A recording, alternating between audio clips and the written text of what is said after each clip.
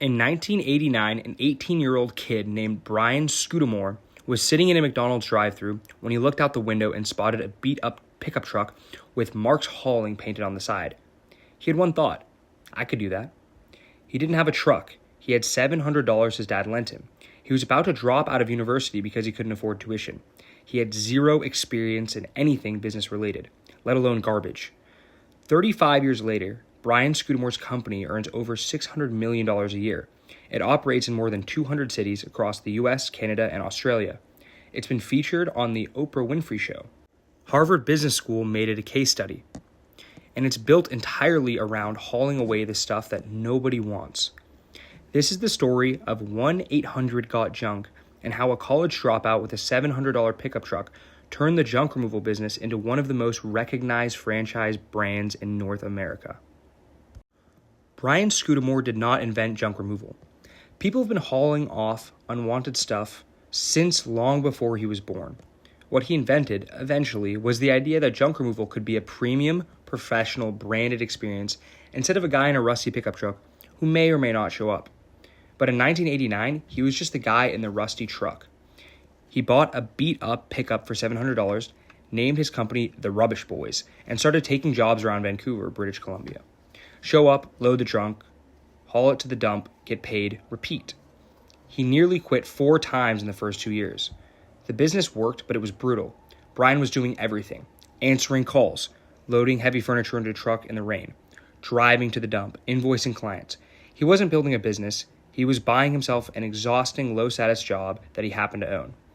By 1993, he was doing a few $100,000 a year. Decent, but not scalable. Not transferable, not something anyone else could run. Then he did something unusual. He started studying McDonald's. Brian Scudamore is obsessed with McDonald's, not the food, the system.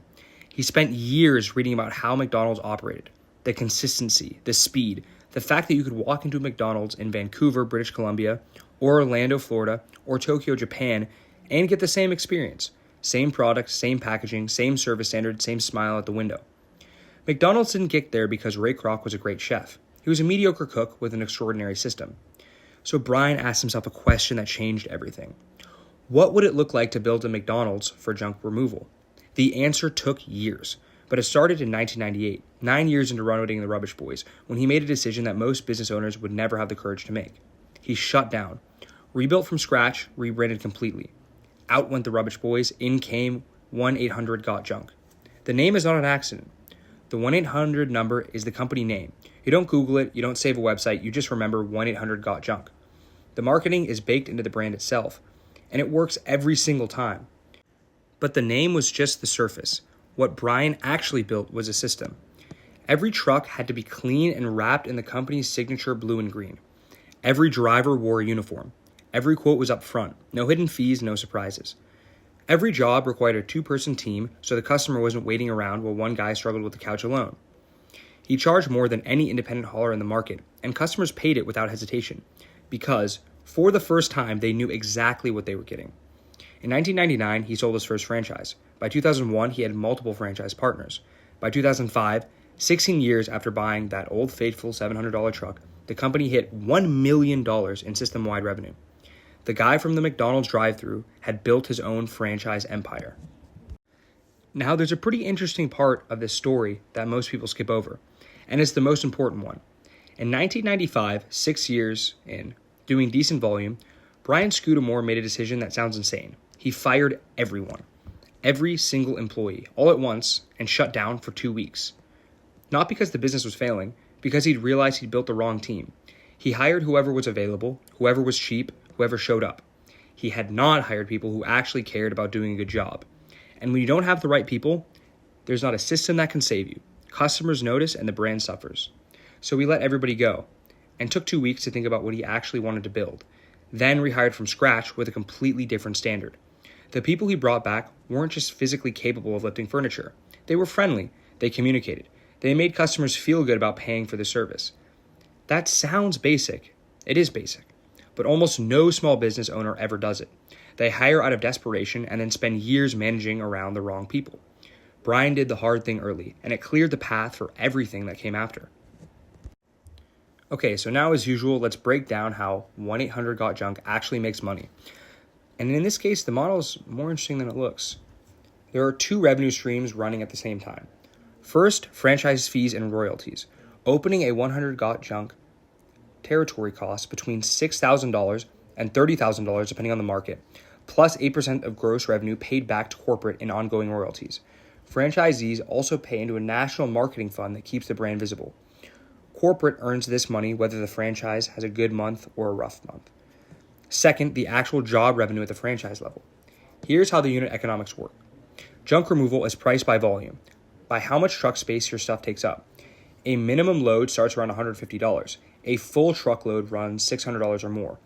Most jobs land somewhere in the middle. Call it $250 to $350 per appointment. A single truck doing 10 jobs a day at $280 average generates $2,800 a day, $14,000 a week, and $56,000 a month in revenue. Most franchise owners run 2 to 4 trucks. That's $112,000 to $224,000 a month depending on the location. The franchisee keeps roughly 20 to 35% of the revenue after paying wages, fuel, dump fees, the corporate royalty, and other overhead. That works out to somewhere between $28,000 and $75,000 a month in profit per location, at the high end for a well-run multi-truck operation. Now, look at it from the corporate side. 8% royalty on $600 million in system revenue. That's $48 million a year, off the top before any other revenue. Whether any franchisee is having a good year or a bad one, the model pays. That's the genius of the franchise structure in one sentence. You get paid to let other people run your system. Brian didn't have to operate 200 locations himself. He built the playbook once, the brand, the training, the operational standards, the call center, and then he licensed it out to hundreds of operators who put their own capital up to run a location. His job became protecting the system, not running the trucks. Now, let's get into those key lessons that we can learn from Brian Scudamore. Here are 3 things he did that separated him from every other junk hauler who started in the same decade.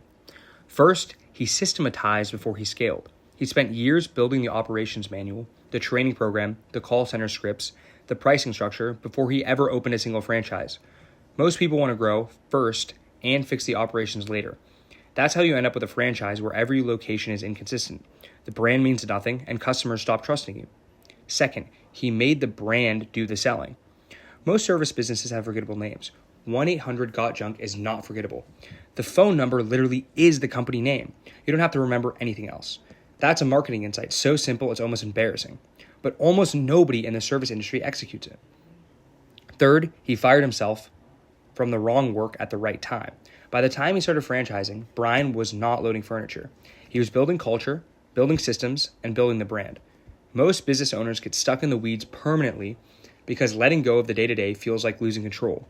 Brian understood that the real control comes from the system, not from touching every job. Here's the bigger takeaway from this whole story.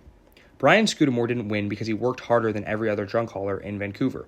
Plenty of guys worked harder. They're still running that one truck. He won because he saw something others didn't, that the junk removal market was completely unprofessional, completely inconsistent, and ripe for a company that would just show up on time, look clean, charge a fair price, and make the whole experience feel reliable. That's it. That's the whole insight. Every low-status service industry has a version of that waiting to be unlocked. The junk is irrelevant. The opportunity is in the experience nobody's bothered to build yet. Junk removal, laundromats, dog waste subscriptions, mobile detailing. The thread connecting every single business we've covered is exactly the same. Somebody took a low-status, manual, unglamorous service and decided to run it like a real company. Not harder, smarter, more systematized, more branded, more consistent. That formula works in almost any industry every time. I'm now going to start working on trying to find the most interesting and unconventional business models, do my research, and write scripts based on something that we're all going to find super interesting and something that a lot of people don't think about. Subscribe if you don't want to miss this. Like the video if it was useful, and I'll see you next time.